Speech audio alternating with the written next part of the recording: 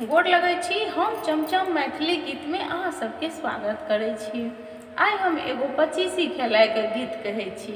अहाँ सब हमर गीत देखब और सुनब और नीक लागत तऽ हमर चैनल के सब्सक्राइब और वीडियो के लाइक जरूर कऽ देबै। देवर संग खेलब पचीसी है पूर्णिमा के राति, देवर संग खेलब पचीसी है पूर्णिमा के राति।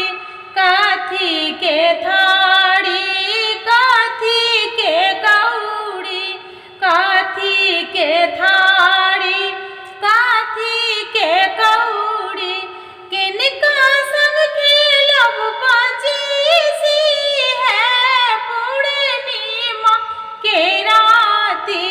किनका संग खेलब पचीसी है पूर्णिमा के राति, देवर संग खेलब पचीसी है पूर्णिमा के राति।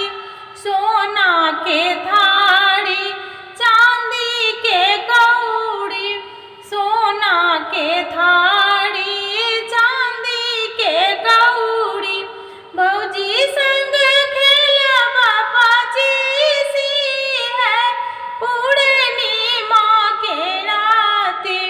भौजी संग खेलब पचीसी है पूर्णिमा के राति, देवर संग खेलब पचीसी है पूर्णिमा के राति। कियो हारे कियो जीते, कियो हारे कियो जीते, कियो सखी बड़े पिहकारी है पूर्णिमा के राति। कियो सखी बड़े पिहकारी है पूर्णिमा के राति, देवर संग खेलब पचीसी है पूर्णिमा के राति। भैया जीते भौजी हारे, भैया जीते भौजी हारे, मोहिन सब बड़े पिहकारी है पूर्णिमा के राति। मोहिन सब बड़े पिहकारी है पूर्णिमा के राति, देवर संग खेलब पचीसी है पूर्णिमा के राति, देवर संग खेलब पचीसी है पूर्णिमा के राति।